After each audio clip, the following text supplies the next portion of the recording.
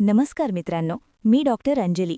आपलं वय 60 नंतरचं असेल आणि आज तुम्हाला हातापायात कमजोरी जाणवत असेल, हाडं ठिसूळ होत चालली असतील, सकाळी उठल्यावर पाय सुन्न पडत असतील, नसा उडल्यासारख्या दुखत असतील, चालताना आत्मविश्वास राहत नसेल, तर हा व्हिडिओ शेवटपर्यंत नक्की पहा. कारण आज मी तुम्हाला लसूण आणि अद्रक कसे खाल्ले पाहिजेत हे सांगणार आहे. फक्त खाणं नाही, तर योग्य पद्धतीनं योग्य वेळेला घेतले तर शरीरात काय बदल होतात तेही समजावणार आहे.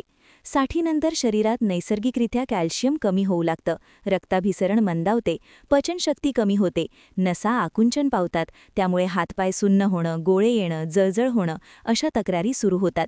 यावर औषधांपेक्षा आहारातून उपाय केला तर तो कायमस्वरूपी उपयोगी ठरतो आणि त्यात लसूण आणि अद्रक हे 2 पदार्थ अत्यंत प्रभावी आहेत. पण बहुतेक लोक त्यांचा चुकीचा वापर करतात, त्यामुळे फायदा होण्याऐवजी उलट त्रास होतो. म्हणून आज योग्य पद्धत समजून घ्या. सर्वात आधी लसूण समजून घेऊया. लसूण हा फक्त स्वयंपाकात घालायचा पदार्थ नाही, तो नैसर्गिक औषध आहे.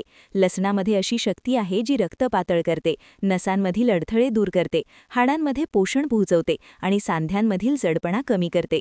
पण 60 नंतर कच्चा लसूण थेट खाल्ला तर पोटात जळजळ, आम्लपित्त आणि चक्कर येऊ शकते. म्हणून लसूण खाण्याची योग्य पद्धत महत्त्वाची आहे. सकाळी उपाशीपोटी 2 पाकळ्या कच्च्या लसणाच्या खाणे हा तरुणांसाठी योग्य उपाय आहे, पण 60 नंतर नाही. 60 नंतर लसूण थोडासा गरम करून किंवा कोमट स्वरूपात घेतला पाहिजे. यामुळे त्याची तीव्रता कमी होते आणि औषधी गुण टिकून राहतात. सकाळी उठल्यानंतर 1 लसणाची पाकळी सोलून ती थोडीशी चिरडून घ्या आणि ती कोमट पाण्यात टाका. 5 मिनिटांनी ते पाणी प्या आणि लसूण गिळू नका, फक्त पाणी प्या. यामुळे रक्ताभिसरण सुधारतं आणि नसा हळूहळू मोकळ्या होऊ लागतात. रोज गेल्यास 15 ते 20 दिवसात हातपाय सुन्न होण्याचं प्रमाण कमी होतं. आता अद्रकाबद्दल बोलूया. अद्रक हा शरीरात उष्णता निर्माण करणारा पदार्थ आहे, पण योग्य प्रमाणात घेतला तर तो नसांना ताकद देतो, सांध्यातील वेदना कमी करतो आणि पचन सुधारतो. 60 नंतर अनेक लोक अद्रक पूर्णपणे टाळतात, कारण उष्ण वाटते, पण ही मोठी चूक आहे. योग्य प्रमाणात आणि योग्य वेळेला घेतलेला अद्रक हाडांसाठी वरदान ठरतो. सकाळी चहामध्ये जास्त अद्रक घेऊ नका, त्याऐवजी दुपारी किंवा संध्याकाळी जेवणाआधी थोडासा अद्रक घ्यावा. एक छोटा तुकडा अद्रक किसून त्यावर थोडं मीठ लावा आणि जेवणाआधी चघळा. यामुळे पचनशक्ती सुधारते, अन्नातील पोषक घटक शरीरात नीट शोषले जातात आणि हाडांपर्यंत पोहोचतात. पचन सुधारलं की हाडांची ताकद आपोआप वाढते, कारण शरीर पोषण नीट वापरू लागतं. आता लक्षात ठेवा, लसूण आणि अद्रक हे एकाच वेळी खायचे नाहीत. सकाळी लसूण आणि दुपारी किंवा संध्याकाळी अद्रक अशी विभागणी ठेवा. दोन्ही एकत्र घेतले तर उष्णता जास्त वाढू शकते आणि घसा जळजळू शकतो. 60 नंतर शरीराचं तापमान संतुलन महत्त्वाचं असतं, त्यामुळे संयम पाळा. पुढच्या भागात मी तुम्हाला लसूण आणि अद्रक एकत्र कधी घ्यायचे, कधी टाळायचे, कोणत्या लोकांनी अजिबात घेऊ नये आणि किती दिवसात परिणाम दिसतो हे सविस्तर सांगणार आहे. त्यामुळे भाग 2 नक्की पहा आणि हा व्हिडिओ आपल्या वयस्कर मित्रांपर्यंत पोहोचवा, कारण माहिती शेअर केली तरच उपयोग होतो. मित्रांनो, मागील भागात आपण लसूण आणि अद्रकसाठी नंतर कसे घ्यायचे याची प्राथमिक माहिती पाहिली.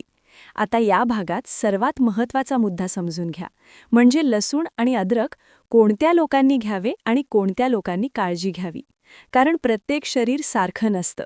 काही लोकांना फायदा होतो तर काहींना त्रास वाढू शकतो. सर्वात आधी लसूण कोणाला विशेष फायदेशीर आहे हे पाहूया.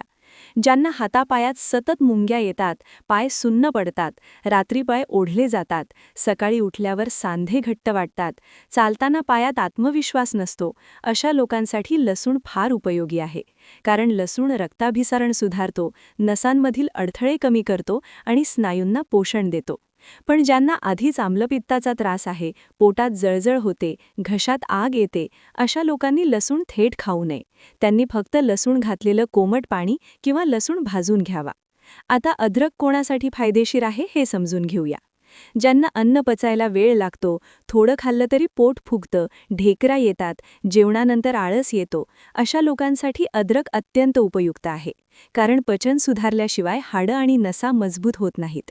पचन खराब असेल तर कितीही चांगलं खाल्लं तरी शरीराला उपयोग होत नाही. म्हणून अद्रक हा पायाभूत उपाय आहे. पण ज्यांना मूळव्याध आहे, लघवीला जळजळ होते किंवा शरीरात खूप उष्णता जाणवते, त्यांनी अद्रक अगदी कमी प्रमाणात घ्यावा किंवा आठवड्यातून 3च वेळा घ्यावा. आता एक महत्त्वाचा प्रश्न अनेक लोक विचारतात की लसूण आणि अद्रक किती दिवस घ्यायचे? याचं उत्तर आहे किमान 40 दिवस. कारण नसा आणि हाडं लगेच बळकट होत नाहीत. शरीराला बदल स्वीकारायला वेळ लागतो. पहिल्या आठवड्यात पचन सुधारतं, दुसऱ्या आठवड्यात सूज आणि जडपणा कमी होतो, तिसऱ्या आठवड्यात सुन्नपणा कमी होऊ लागतो आणि चौथ्या आठवड्यात चालण्यात फरक जाणवतो. पण हे सगळं तेव्हाच होतं जेव्हा नियमितपणा ठेवला जातो. एक दिवस घेऊन 2 दिवस सोडले तर काहीच उपयोग नाही. आता आणखी एक चूक लोक करतात, ती म्हणजे औषधांसोबत हे उपाय कसे करायचे. जर तुम्ही रक्त पातळ होण्याची औषधं घेत असाल तर लसूण जास्त प्रमाणात घेऊ नका, कारण लसूणही रक्त पातळ करतो. अशावेळी फक्त आठवड्यातून 3 वेळा लसूण पाणी घ्या आणि अद्रक रोज घेऊ शकता, पण प्रमाण कमी ठेवा. जर मधुमेह असेल तर लसूण फार उपयोगी ठरतो, कारण तो रक्तातील साखर संतुलित ठेवायला मदत करतो. पण तरीही उपाशीपोटी खूप जास्त लसूण घेऊ नका. आता आणखी एक महत्त्वाची गोष्ट म्हणजे लसूण आणि अद्रक घेताना काय खाऊ नये. साठीनंतर जर तुम्ही फार थंड पदार्थ घेत असाल, जसं थंड पाणी, दही जास्त प्रमाणात, आईस्क्रीम किंवा फ्रीजमधले पदार्थ, तर लसूण आणि अद्रकचा परिणाम कमी होतो. कारण थंड पदार्थ नसांना आणखी आकुंचन पावायला लावतात. त्यामुळे शक्यतो कोमट पाणी प्या आणि जेवण साधं ठेवा. आणखी एक चूक म्हणजे लोक रात्री झोपण्याआधी लसूण किंवा अद्रक घेतात. हे पूर्णपणे चुकीचं आहे, कारण रात्री शरीर शांत अवस्थेत जातं आणि उष्ण पदार्थ घेतले तर झोप बिघडते, हृदय धडधडतं आणि अस्वस्थता येते. त्यामुळे सकाळ आणि दुपार हीच योग्य वेळ आहे. या भागाच्या शेवटी मी तुम्हाला सांगू इच्छिते की लसूण आणि अद्रक हे चमत्कारी नाहीत, पण योग्य पद्धतीने घेतले तर ते औषधांवरील अवलंबन कमी करतात, शरीराला आतून बळकट करतात आणि आत्मविश्वास वाढवतात. पुढच्या भागात मी तुम्हाला लसूण आणि अद्रकसोबत कोणते 3 सोपे बदल केल्यास हाडांना लोखंडासारखी ताकद येते आणि नसांची कमजोरी कायमची कशी कमी होते हे सांगणार आहे. त्यामुळे भाग 3 नक्की पहा. मित्रांनो, आत्तापर्यंत आपण लसूण आणि अद्रक साठीनंतर कसे घ्यायचे, कोणाला फायदेशीर आहेत, कोणाला काळजी घ्यावी लागते हे पाहिलं. आता या शेवटच्या भागात लसूण आणि अद्रकसोबत 3 अतिशय सोपे बदल सांगते, जे केले तर हाडांमध्ये लोखंडासारखी ताकद येते आणि हातपायांच्या नसांमधील कमजोरी कायमची कमी होते. पहिला बदल म्हणजे पाणी पिण्याची पद्धत. साठीनंतर अनेक लोक पाणी कमी पितात, त्यामुळे रक्त घट्ट होतं, नसांमध्ये अडथळे वाढतात आणि लसूण अद्रकचा परिणाम कमी होतो. सकाळी उठल्यावर कोमट पाणी प्या. दिवसभर थोडं थोडं पाणी पीत रहा. एकदम जास्त पाणी पिण्यापेक्षा वारंवार थोडं पाणी पिणं फायदेशीर ठरतं. दुसरा बदल म्हणजे चालण्याची सवय. अनेक लोक म्हणतात पाय दुखतात म्हणून चालणं बंद करतात, पण हेच चुकीचं आहे. चालणं बंद केल्यामुळे नसांमधील रक्तप्रवाह आणखी कमी होतो. दररोज किमान 20 मिनिटं हळू चालणं आवश्यक आहे. सुरुवातीला वेदना वाढल्यासारखी वाटू शकतात, पण 7 ते 10 दिवसात फरक जाणवतो. चालताना पाय जमिनीवर नीट टेकवा, घाई करू नका. तिसरा बदल म्हणजे झोपण्याची वेळ. साठीनंतर उशिरा झोपणं फार घातक ठरतं, कारण शरीराची दुरुस्ती प्रक्रिया रात्रीच होते. जर झोप नीट नसेल तर हाडं आणि नसा कधीच बळकट होत नाहीत. रात्री 10 ते 11 दरम्यान झोपण्याची सवय लावा.